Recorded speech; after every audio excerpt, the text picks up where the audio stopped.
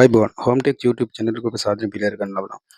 ඔබට මීට කලින් ගෙනපු වීඩියෝ එකෙන් අපි කියලා දුන්නා මෙන්න මේ වගේ Sinotrek Pro GPS tracker එක කොහොමද ඔයාගේ වාහනයට හයි කරගන්නේ කියන එක ගැන.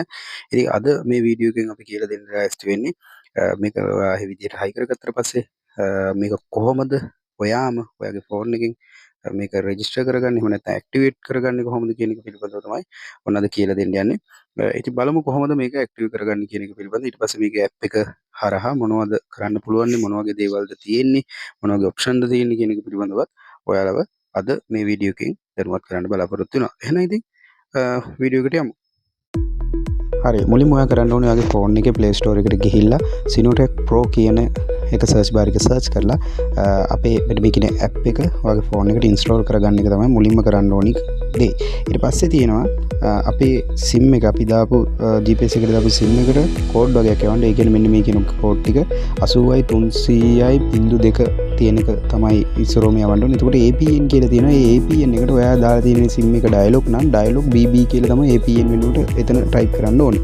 ඒ වගේම ඔයා දාලා තියෙන හච් නම් හච් 3G ඔය විදිහට තමයි ඔය ටික ටයිප් කරන්න ඕනේ. ඒ ඔයා දාලා තියෙන SIM එකට අනුව ඔයා ඒක කරලා ඒක මැසේජ් එකක් විදිහට ඔයා දාපු SIM එකේ නම්බරයට මේක සෙන්ඩ් කරන්න ඕනේ. එහෙම කරාට පස්සේ ඔයාලට සෙට් ඕකේ කියලා ආවට පස්සේ පහළ තියෙන අර 80.40.3 ඉලක්කම තියෙන එක ගහලා දැම්මට පස්සේ මැසේජ් එකක් දැම්මට පස්සේ ඒක සෙට් ඕක වෙනවා. ඊට පස්සේ අපි කරන්න ඕනේ මේ වැඩේ ඉවරනාට පස්සේ මෙන්න මේ වගේ අර අපි ඉන්ස්ටෝල් කරගත්ත අපේ ඇප් එකට යන්න ඕනේ. ඔය වැඩෙන් පස්සේ right මෙන්න මේ විදිහට ගියාට පස්සේ මෙහෙම එකක් තමයි ඕපන් වුණාම පස්සේ එන්නේ මෙතන user device ID ඔය වගේ දෙයක් එනවා. ඉතින් අපි මෙතනදී කරන්නේ අපේ Sinotrek Pro එකේ උඩ තියෙන serial අංකයක් තියෙනවා. ඒක තමයි මෙතන ගහන්නේ. පස්සේ මේකේ password එක වෙනුවට අපිට ගහන්න දෙන්නේ 1 2 3 4 5 6 කියන එක. ඊට පස්සේ ඒක ගැවුවට පස්සේ අපි මේකේ login වෙනවා.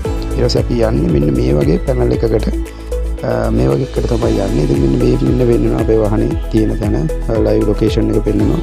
උඩින් තියෙන live location එක. ඊට පස්සේ මේ පෙන්වන්නේ අපි හරියටම දැන් තියෙන තැන මේක zoom කරලා බලන්න පුළුවන් මේ වගේ.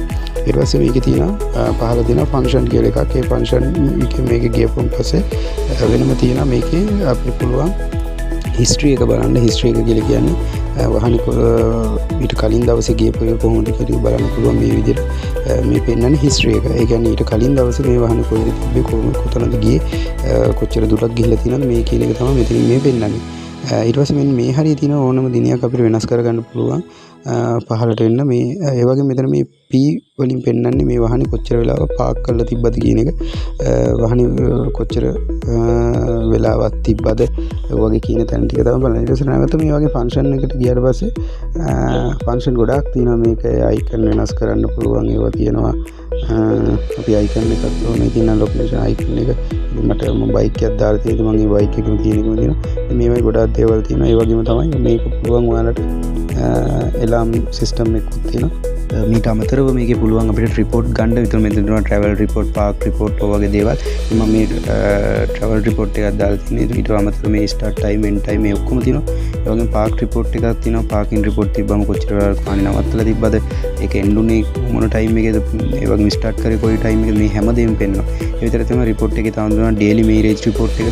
එදා දවස් ටිකේ මාසේ කොච්චර දුරක් ගිහිලා තියෙනවද වාහනේ මේ හැමදේම මේකෙන් ඔයාලට ඉතින් බලා ගන්න පුළුවන්. ඉතින් මේ ආකාරයට තමයි Sinotrek එක ඇක්ටිව් කරගන්නේ. ඉතින් මේ වීඩියෝ එකත් ඔයාලට වැදගත් ඇති කියලා මම හිතනවා. එහෙනම් අලුත් වීඩියෝ එකකින් හමු වෙනතුරු ගිහින් එන්න. සුබ දවස්.